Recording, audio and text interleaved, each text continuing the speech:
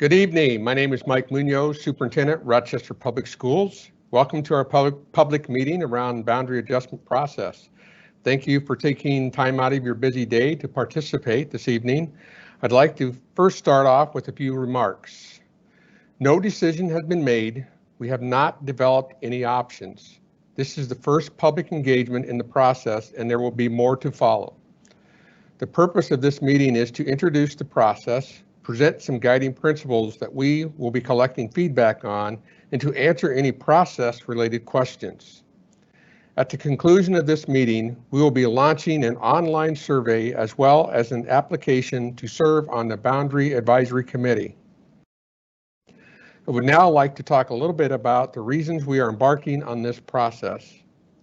On November 5th, 2019, the voters of the district approved a comprehensive building bond in the amount of $180.9 million.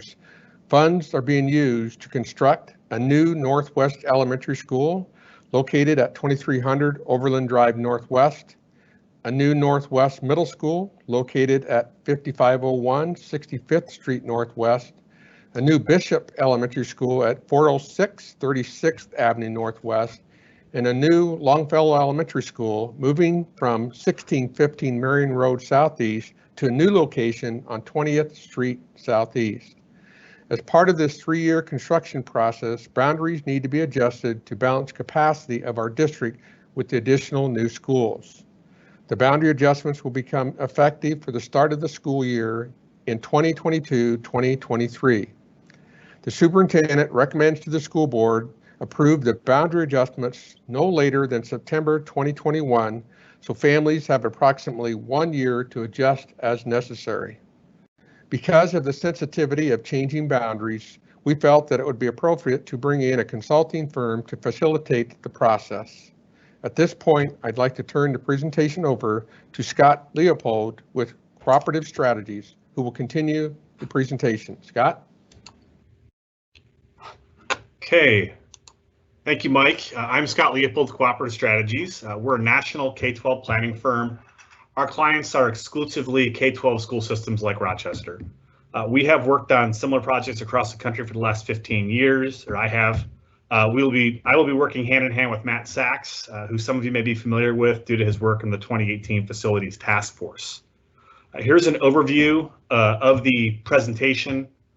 First, I will provide an overview of the process. Second, I'll detail the roles and responsibilities of the advisory committee. And again, at the end of the presentation, we'll be posting an application link. Then I'll share some guiding principles that we will be asking you to provide some feedback on via an online survey. The board will consider your feedback during their December 15th regular meeting. And finally, we'll have a general Q&A around the materials presented. Again, if you have not already, please use the Q&A icon in Teams if you'd like to ask a question. If our panelists can answer the questions in real time, they will. If they cannot, we'll address it at the end of the presentation.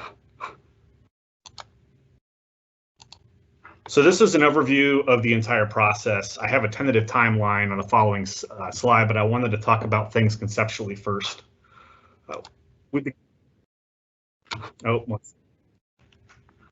Sorry, I'm having a technical issue here.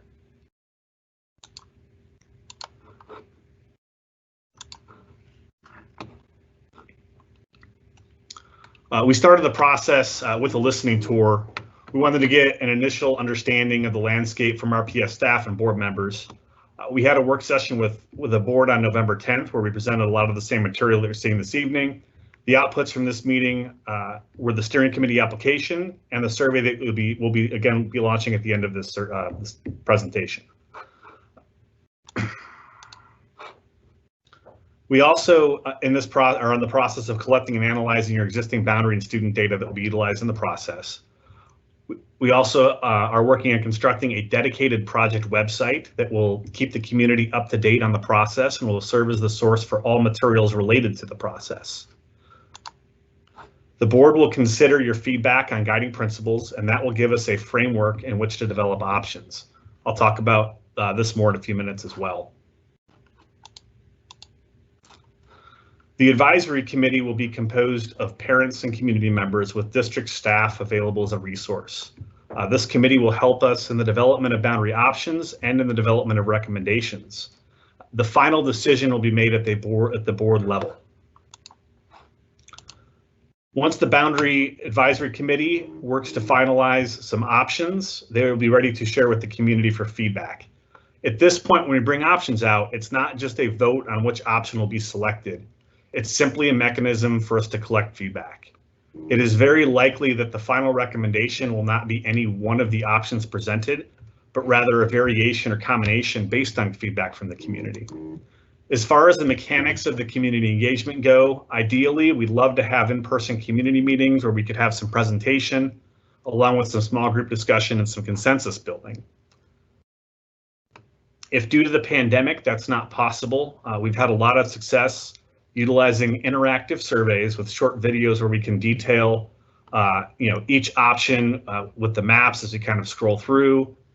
And the survey will also allow participants to provide their level of support for each option, as well as share any open-ended comments. At the conclusion of the survey, if the participants feel like they need to have some additional engagement, we'll have an invitation for supplemental focus groups that can be flexibly scheduled in groups of 10 or 15, and we can conduct those on Teams or some other online platform if we need to. This will allow for that small group discussion piece that we would get if we had in-person meetings. To kind of rewind a little bit, if we have overwhelming interest in participating in the Boundary Advisory Committee and we can't accommodate everybody, what we'll do, and we need to have a selection process to basically place the committee, those that were not selected for the committee will have kind of the first crack at participating in those focus group sessions. At the conclusion of community engagement, we'll compile all the results into a report that can be shared with the Boundary Advisory Committee. Again, keep in mind that the committee may make adjustments or combinations or any changes to the options based on that feedback as they develop the recommendations.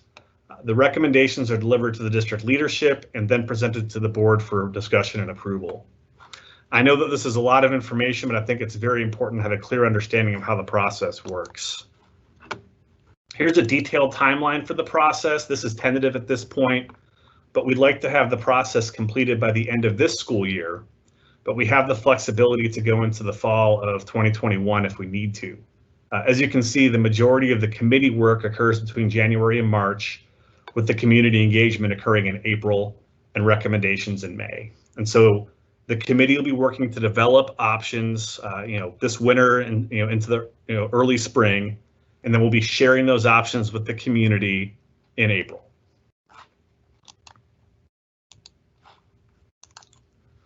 So this is the slide where we kind of talk about the Boundary Advisory Committee. This is a group that we'll be working closely with to develop options and recommendations throughout the process. Ideally, we would want this group to be no more than 35 individuals that represent a broad cross-section of the community. This is not a staff or district committee, but a community committee. This group is not a decision-making body, but they will be making recommendations to the decision makers. At the time commitment is around 10 hours total over the next 9 months, and we typically have around 5 meetings. We've also provided tentative meeting dates to help you plan to make your decision. It should be noted that the board has not yet determined the selection process for the committee, and that will be discussed during the December 15th board meeting.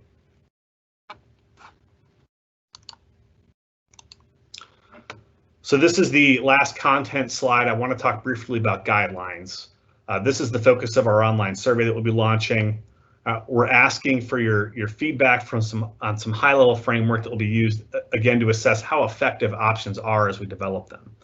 I have this little graphic here. This is the kind of dreaded triangle of boundary planning. It's just a good example to kind of show that we can have trade-offs. So we may have situations where we want to balance utilization, we want to balance demographics, and we want to minimize travel time. But given some of the realities and geography that we have to deal with, that may not always be possible. And a lot of times you really have to pick two. And so getting your feedback on these different guiding principles will kind of help us develop some options, because we want to make sure that we bring things to the community and to the decision makers that are palatable. And so what we have here just to kind of get you thinking is just a starting for guidelines. And just so you know, the language here is a little bit loose. I have attempt to create boundaries, that reflect the demographics of the district as a whole. They're not as absolute like thou shalt or must. And so this gives us some flexibility in creating options, but we want to, again, kind of see where the community is on all of these. So again, first one, attempt to create boundaries that reflect the demographics of the district as a whole. Attempt to create boundaries that assign students to their closest school. Attempt to create boundaries that are contiguous, meaning that they're one piece without detached portions. Attempt to create boundaries that maximize walkability and minimize busing. Attempt to create boundaries that balance enrollment among schools equitably. And what that means is that schools with higher needs may have lower enrollment relative to capacity. Attempt to create boundaries that prepare the district to grow with minimal future changes. And so that's kind of having that future lens when we're looking at things. We may want to have some schools that are utilized or have a lower enrollment relative to their capacity than others to account for growth. Attempt to maintain or to create boundaries that align feeder patterns. And so what that is we'd want to have one elementary school feeding into one middle school and not splitting off to two or three middle schools. Attempt to align boundaries to existing geographic features, rivers, roads, railroads, etc. And this is by no means an all-inclusive list. If you have other ideas for things that we should consider as guidelines, we'd absolutely like you to share those with us in the process.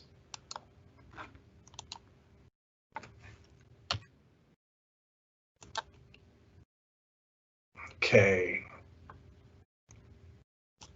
So again, this is our last slide here. This kind of talks about our next steps. We've got our advisory committee application. Believe this is live on the website now. We've got a QR code for it here if you just want to put your phone up to it.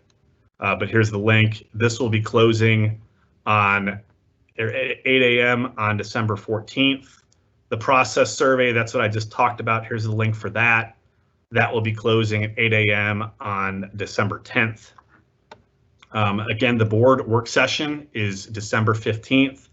They will be finalizing the guiding principles based on your feedback, and they'll determine the boundary advisory committee selection process.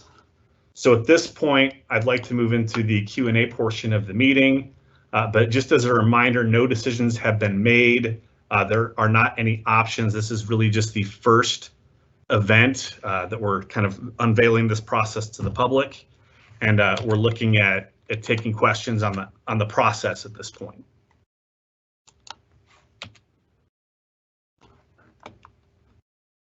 Okay.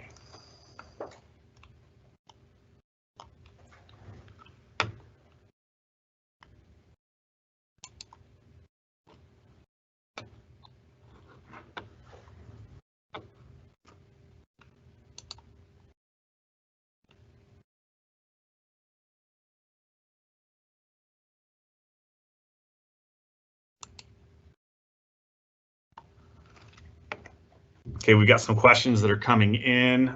We'll be responding to those and publishing the answers.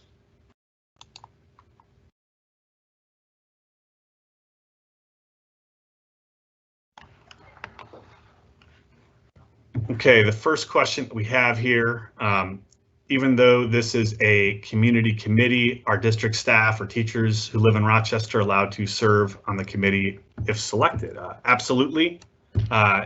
Teachers are community members too. We just want to make sure that we have kind of a balanced representation from all community members, and we don't want to have a committee that is too staff heavy. So that's just one consideration that we have here. Will board members be included within the advisory committee? That I believe is up to them, and that's something that they'll be discussing at their meeting on the 15th. Will high school boundaries be changed? Or do the proposed changes just pertain to elementary and middle schools? At this point, it's really focused on elementary and middle schools.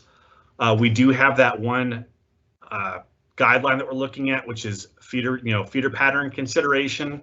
I don't want to say that high schools are completely off the table, but there could be a situation where it might make sense to make an adjustment to high schools based on that feeder pattern. but the public would absolutely have the opportunity to provide feedback on that. It wouldn't be anything that we would do outside of this process. It would be included, in that phase of the process where we do share with the community to get feedback.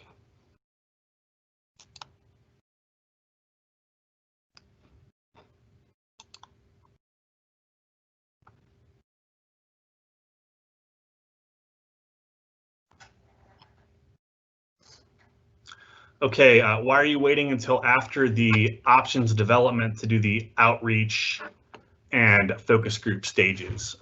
That's a good question. The answer is we want to make sure that we work through all the details of the options with that committee so that they're fully fleshed out and really ready to get feedback from the public. We don't want to have preliminary options that we're getting feedback on or before they're fully finalized and fleshed out. And so that's why we want to make sure that we have a good comprehensive set of options that the committee feels comfortable with before we go to the community for feedback. When will we see a first pass of the actual proposed boundary changes? That's going to be in April. That's after we've developed them in the committee and we present them to the public. That's the way we kind of have this process laid out now. If there's going to be any changes to that, we would find out from the board on the 15th.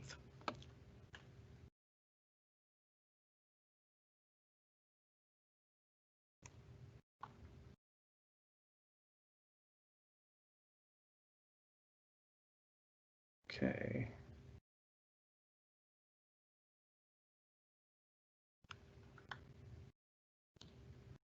Okay, someone had a question. When is the board anticipated to begin discussing making a decision on the proposed programming changes? John answered in the chat. The board is planning on discussing on December 15th as well.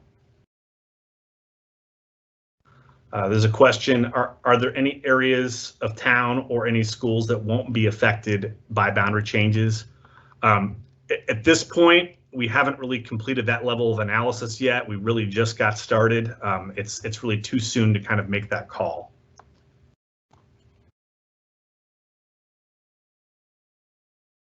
Does this process assume no district-wide schools like Frindell? I think that kind of is covered under John's answer. The board will be discussing that at the regular meeting on the 15th.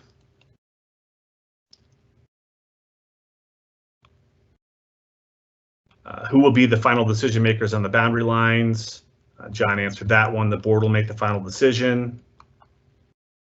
Somebody asked about, about applying to be on the committee. There is I can actually go back to that slide. Here's the link to the application for the committee, and there's a QR code as well. And I believe that's also on the district website at this point, or will be first thing in the morning.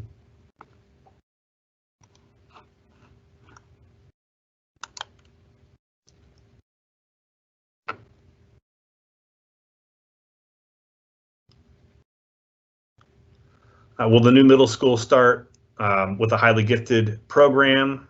Oh, this thing's moving on me while I'm reading it. John's answer here, that's the plan. All middle schools should have a highly gifted program.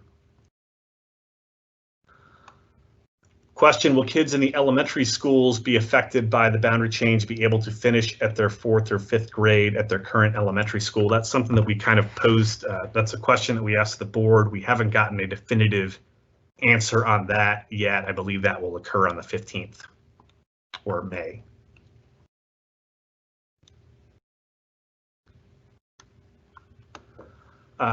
Last spring, the new middle school boundary map was published. Will this be a starting point for the middle school boundary map? I can say that we'll absolutely look at it. I think that we're going to consider all options in this. I don't think that that means that we're leaning one direction or another.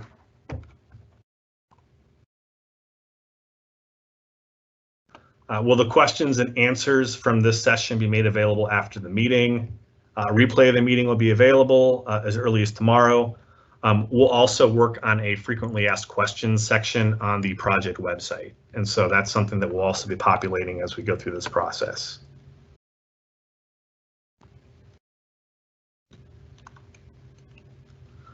I thought the new elementary school was open in the fall of 2021, but the boundaries aren't being decided until September. How's that possible?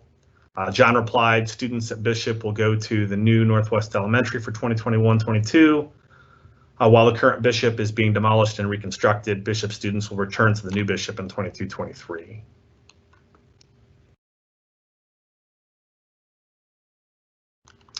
How is the boundary process feedback survey being communicated to the families? Heather responded to this one.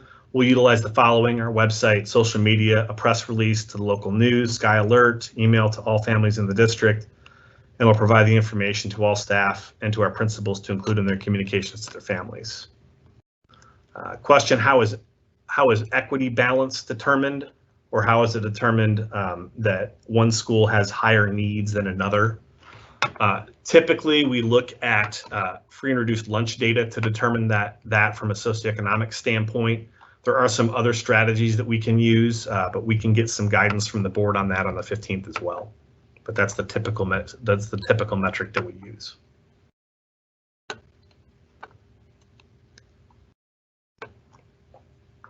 This presentation is posted on the district website. That was a question that we had here. There's also a abridged video of my presentation embedded in the survey. So if you fire up the survey link, you'll get about a 6-minute video embedded within the survey that kind of goes through what I went through on this survey, or on this, what I'm going through right now, rather. And Heather posted the link. Another question on middle schools. Will 7th graders be able to finish at their current school? I think that, again, that's one of those implementation questions that we'll have some discussion with the board on the 15th.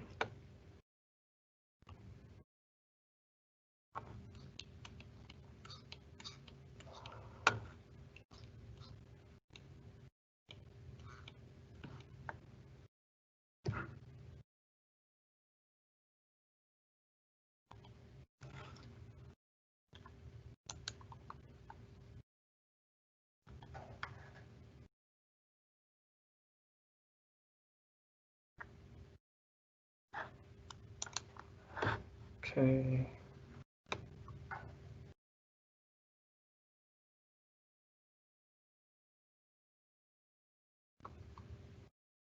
Don't see any other questions coming in yet.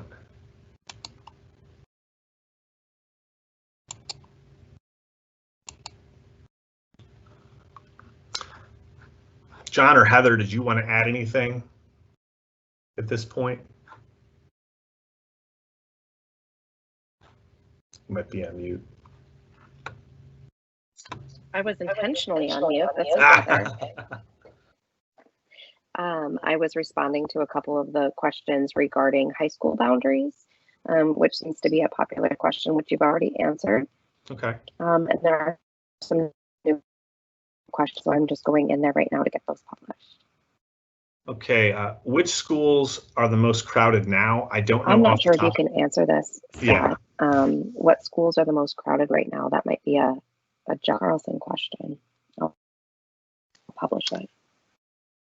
I'm trying to find that right now, so I don't know that we'll be able to respond to that in real time here right now, but maybe we can add that as part of frequently asked questions later.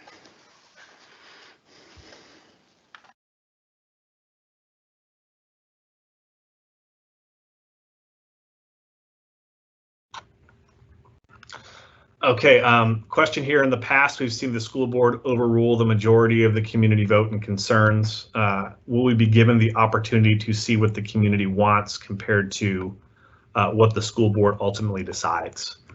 So the way this process works is that we kind of build with community feedback as we go. So we'll present those initial options to the community in April to get that feedback.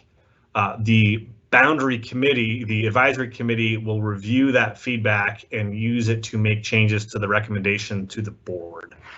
So that will be a committee recommendation to the district administration and the board at that point, and it will be, kind of supported by, community feedback, and what we what the board does at that point is really their privy because of, you know, the governance of the process.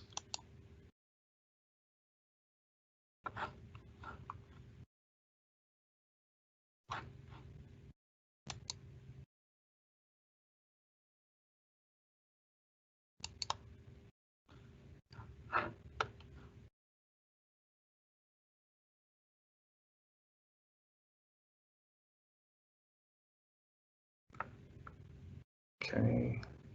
Will the Choice Elementary Schools 4515 schedule Montessori Spanish be changing locations? I think John's working on an answer to that. But I think that's that program piece that the board will be discussing on the 15th.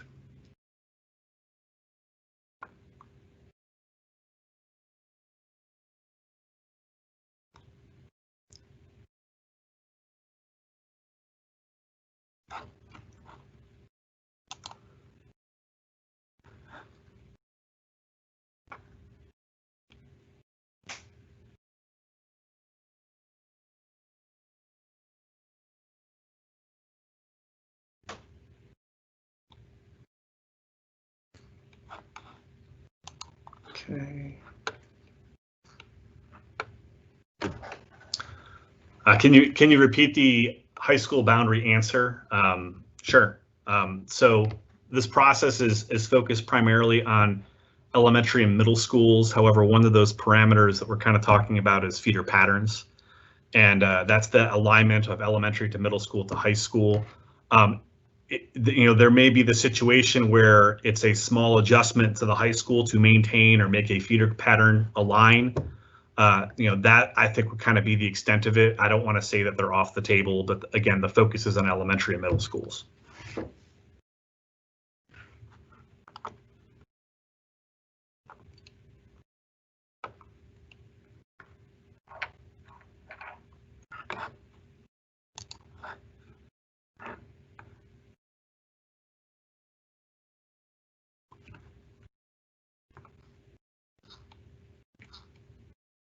Trying to see if we have.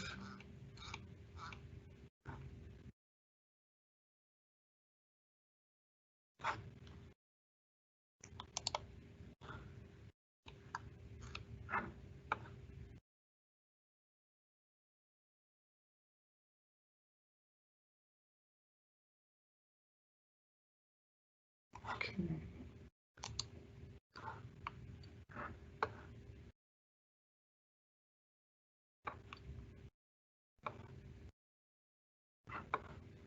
Okay, working on some other responses that are coming in.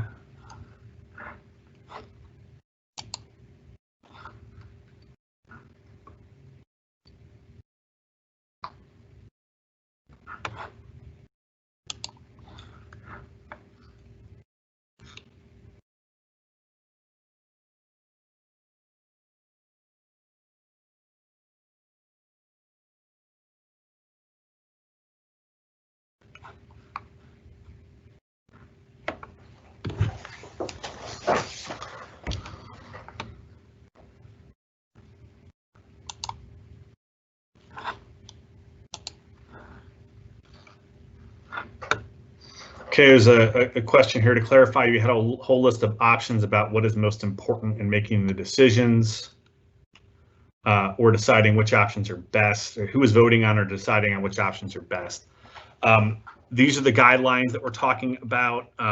What we're doing is we're collecting feedback on some guiding principles of what the community thinks are, you know, is most important to them. Ultimately, the board will tell us, you know, will help us interpret this information and tell us what those guiding principles are. And I think that what's important with these is to realize that we're not going to be able to adhere to all of these equally in every single option. Some options are going to adhere to some of these guidelines or whatever those guidelines end up being better than others.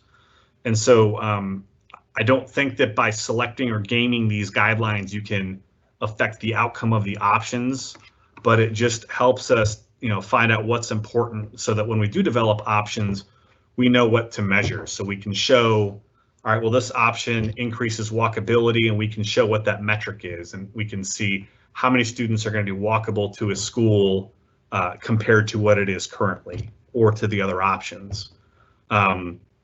If we want to have boundaries that are contiguous, one of the trade-offs for that could possibly be that balance of demographics within the district. If you want to have boundaries that are more contiguous, they may inherently be a little bit less diverse. And so this isn't really an end-all be-all. It's just we want to know what's most important as a consideration as we develop these options, and what can we use as a metric to help compare them to each other.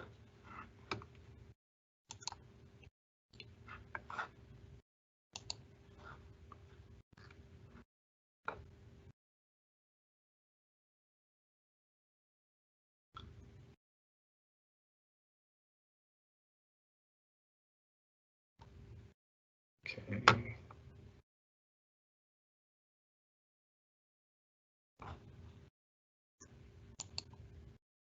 Still working on some of these responses here.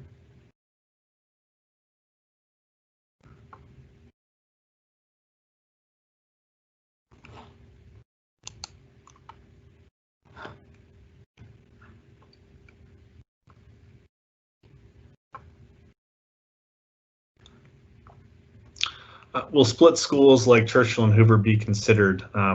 John, you're probably typing a response to that, but I know that there is one. I don't know if you want to unmute or not. Sure. So Churchill and Hoover, that is part of the operational programming that the school board, we're asking them to discuss on December 15th, and whether that should be split apart into standalone schools or if they should stay as kind of a combined campus at two different buildings.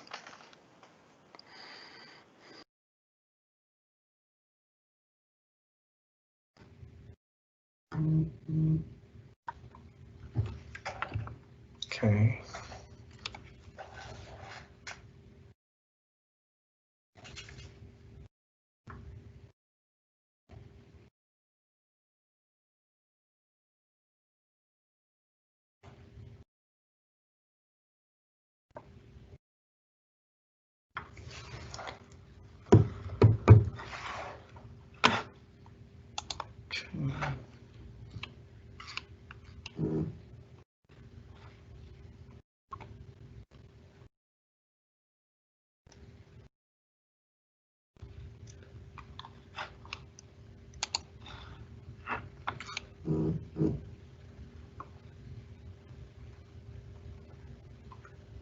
Okay, will the enrollment be loosened after if families wish to continue at old school or displaced? John answered this one. Open enrollment is a feature where students from outside the district can come to this district. I'm assuming that you mean the exception to attendance, for which there would need to be an application to the elementary and secondary department.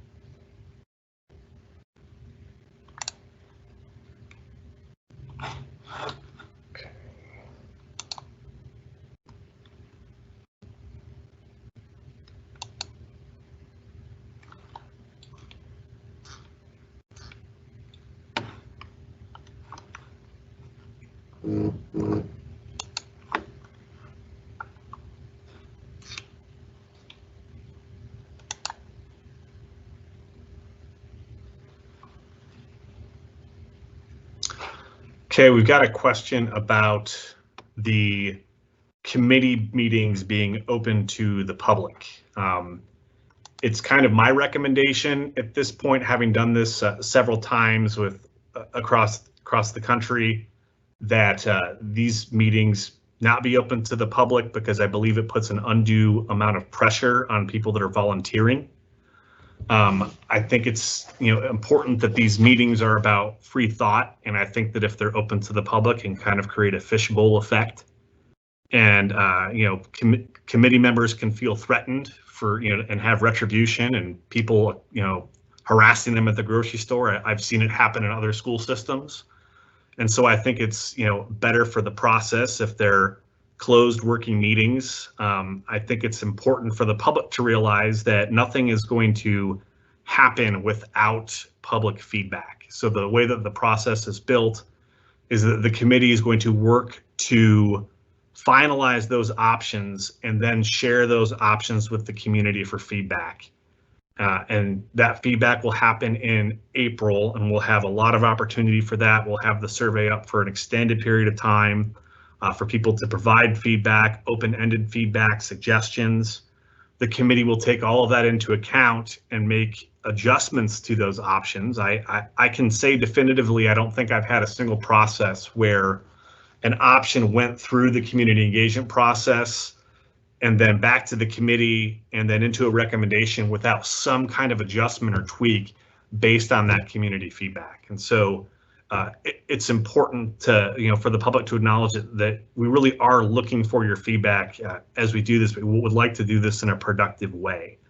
When we're looking at, at forming this committee, this is an objective committee. We want the membership of this committee to have the needs of all Rochester students in mind. This is not an agenda or special interest committee.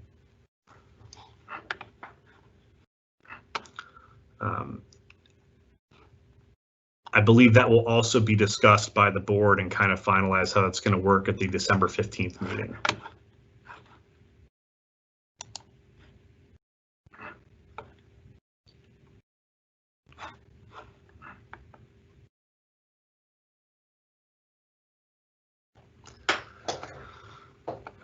Okay, so another couple questions here while I was talking.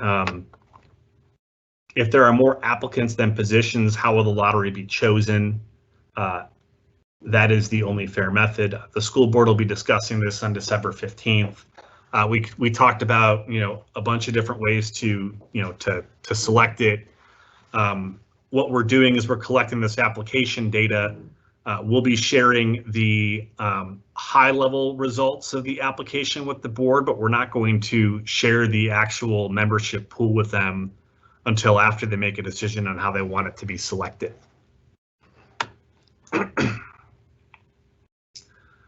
So the elementary distribution would not really go into 2023-24 when the new Northwest school is free or after the Bishop is done. Boundaries will adjust for the start of the 22-23 school year. Bishop students will return to the building for the start of 22-23. They will only be at the new elementary school for 21-22, or the new Northwest for 21-22. Okay, next question. If there's another elementary built in the next 5 years, how might that affect boundary changes? I'm worried that my daughter could end up moving to 3 elementary schools in her K-5. The current referendum is to build 3 elementary schools and 1 middle school. Took that into consideration with capacity for future growth. There are not plans to build any additional elementary schools in the next 5 years.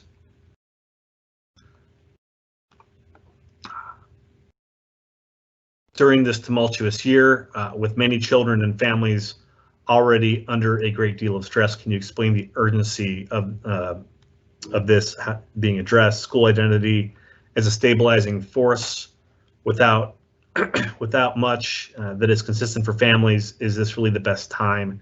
Can this start in another year? I think that this process again, we're kind of doing this a year ahead so that people have the chance to kind of react to it. I think it's good that we're doing it now, and so we can give families some certainty, and they have really a whole school year to basically adjust to it.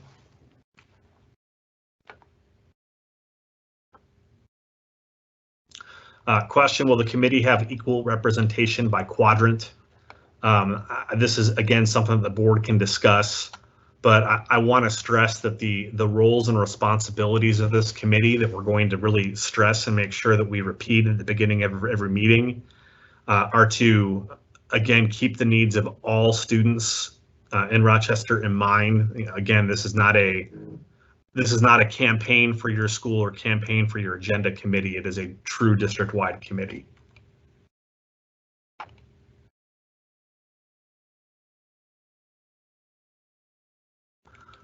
Question here, will we be given information of what the community desires in comparison to the school board?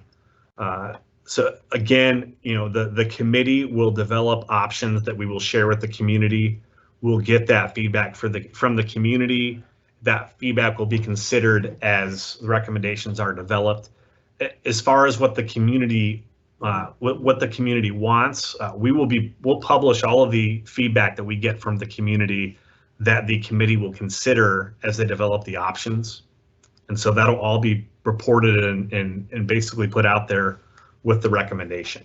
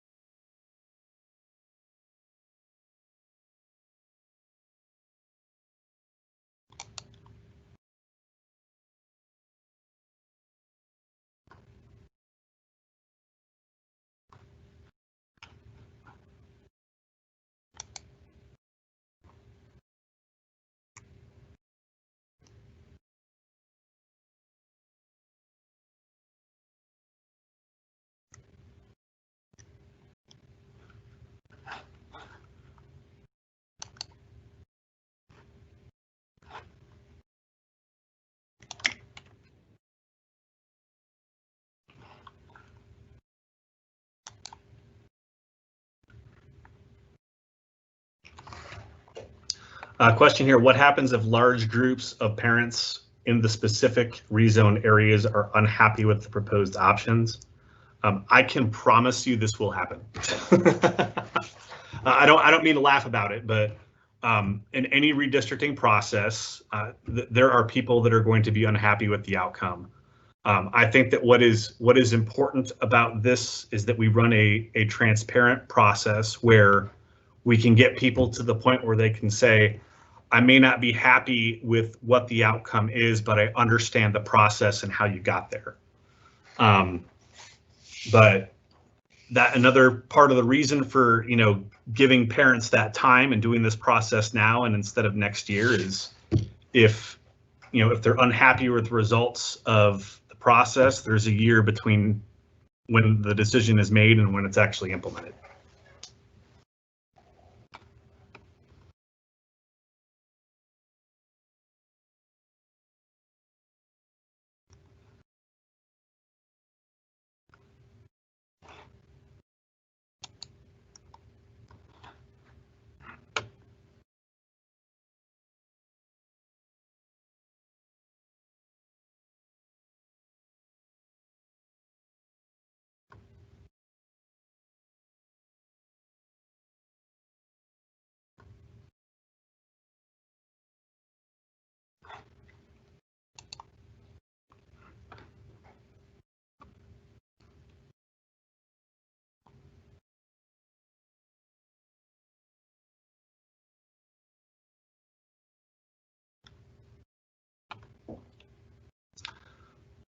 So question here for John.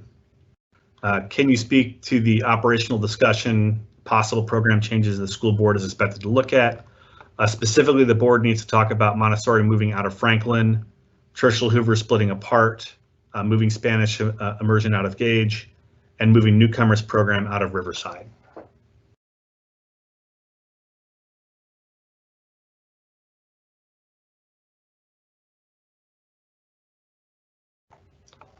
Okay, is the discussion on district-wide option schools about moving the buildings, or will other schools be closing like Friedel? John's replying to that.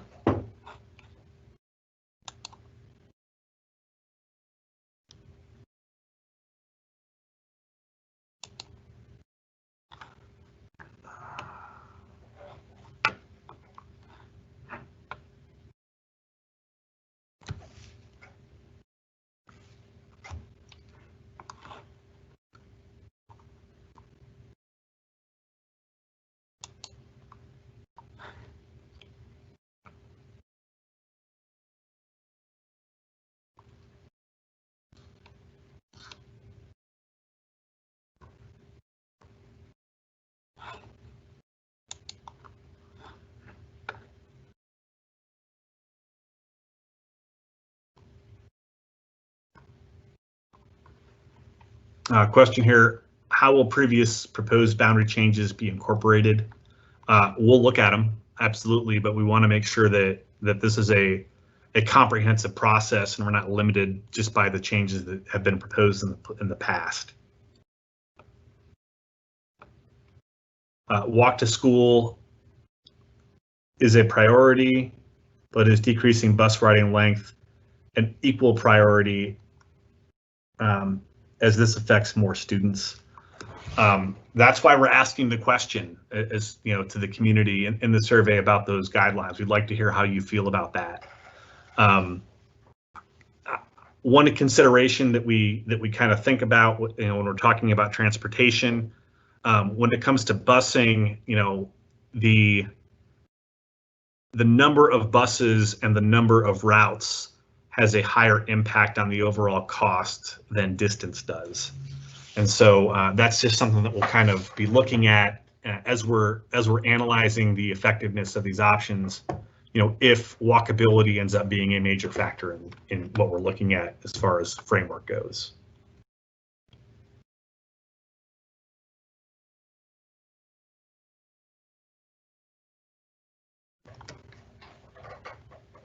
Okay, question here. I don't know much about the other schools except the one in my neighborhood. If my kids have to go to a different school, how will we get to know that one? Heather's responding to that.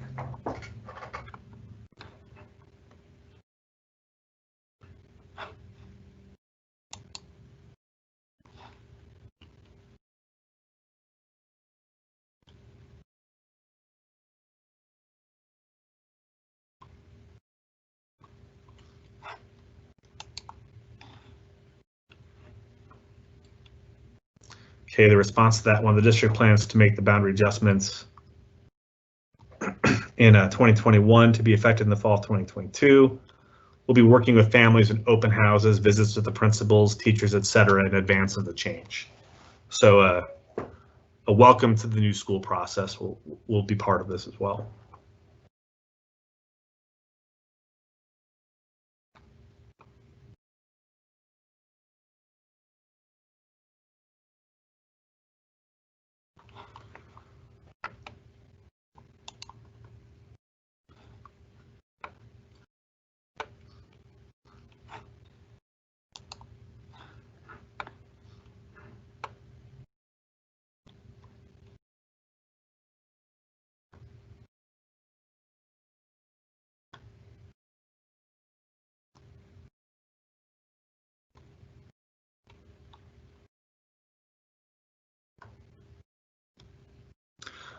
Question, which elementary schools are likely to have new boundaries drawn?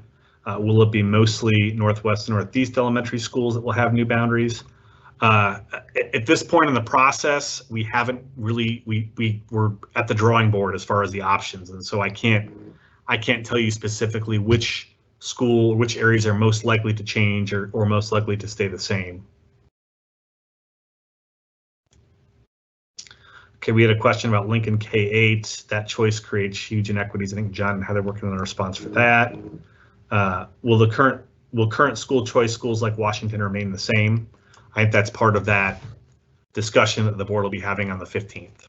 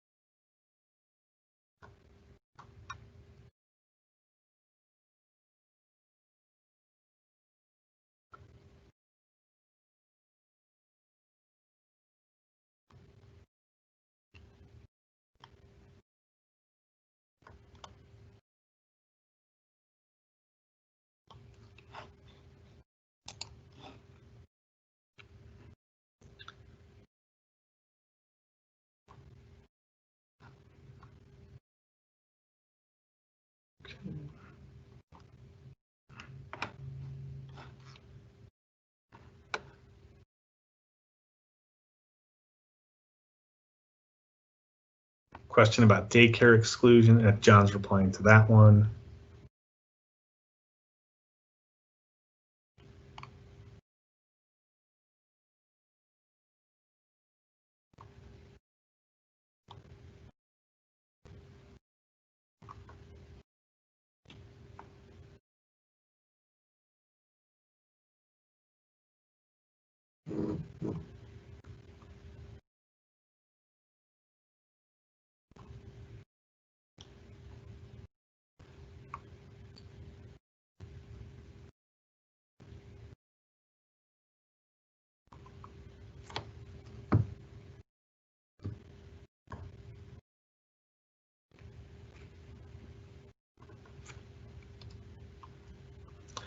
Okay, on the daycare question, these will continue to need an application through elementary and secondary. It is still part of school board policy to allow for exceptions with certain criteria when space allows. Next question, work on a response for when would teachers be assigned or hired for the new school in order to provide visits? I can jump in here, Scott. We will follow our normal staffing process, which usually happens in March and April of the year prior to a school opening. And we won't be able to offer tours anyway until the buildings are complete. So for the schools under construction, those need to be finished before people can be in them.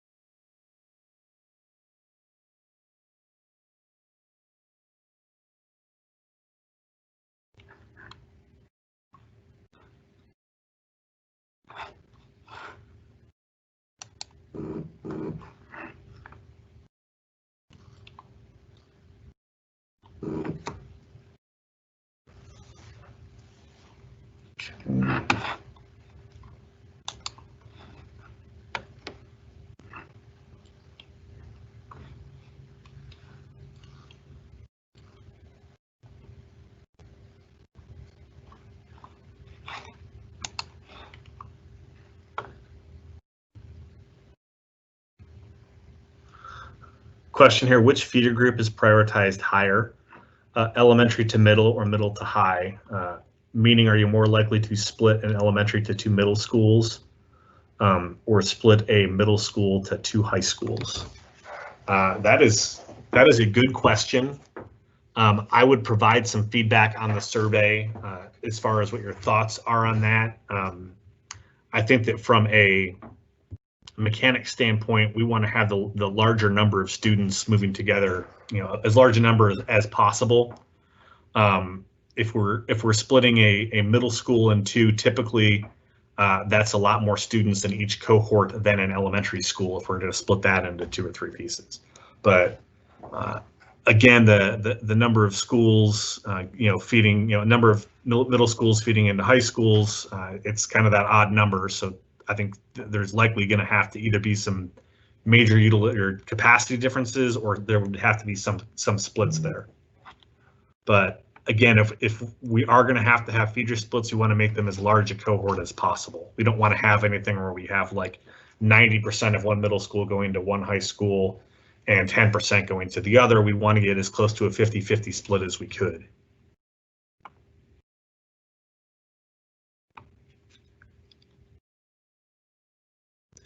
Will this school be a K-5 school, or will also include early childhood? The new elementary, Northwest Elementary, will be K-5.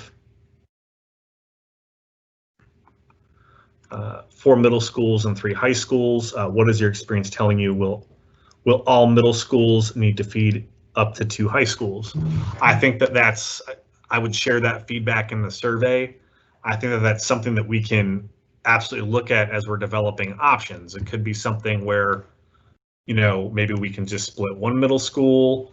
Maybe the normal, we have an option or a scenario where all of them split in some way, shape, or form. And so I would share that feedback. When we do present options and develop them, we want to have as much variation in the options as possible to generate that conversation. The last thing that we want to do is have, you know, 3 or 4 or 5 scenarios that are all different variations of the same thing. And so as we're developing those options, we're going to have, you know, a lot of different flavors for the community to provide feedback on. But that's a good question.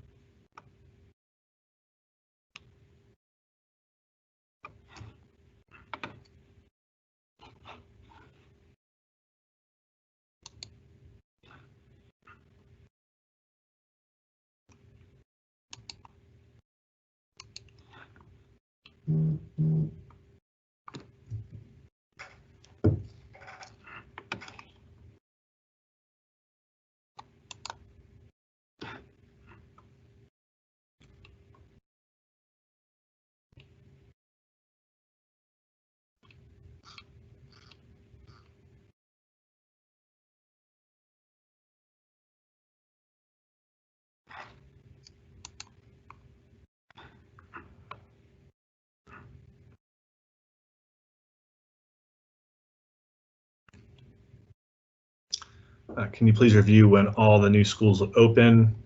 New Northwest Elementary 22. So John's replying to this, and then I'll read it.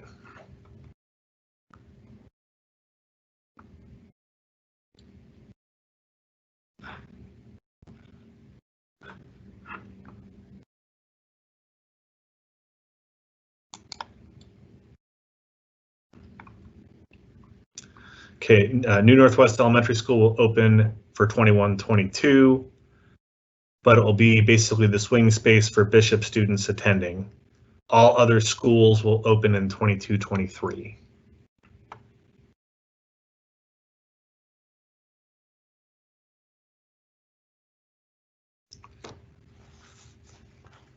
How soon will we know the outcome of the December 15th meeting on the decisions made about school choice schools like Washington? Heather's replying to that.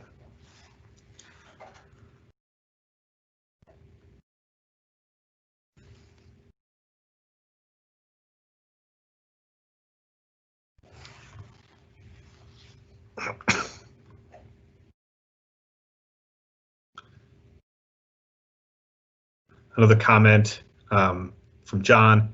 Just to be clear, there's not a new high school being built, nor are there plans to run a referendum to secure funding for a new high school at this time.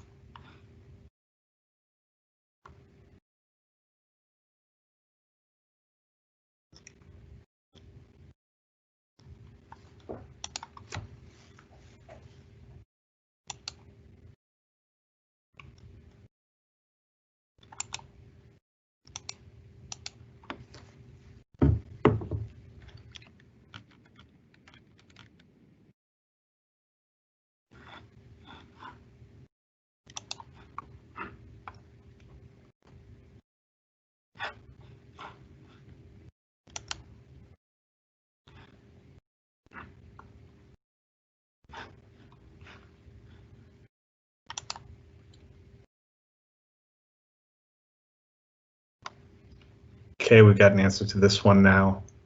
How soon will we know the outcome of the December 15th meeting on the decisions made about school choice? The school board will be presented for the information or with the information for discussion on December 15th. A decision could be made as early as that evening or the next school board meeting in January.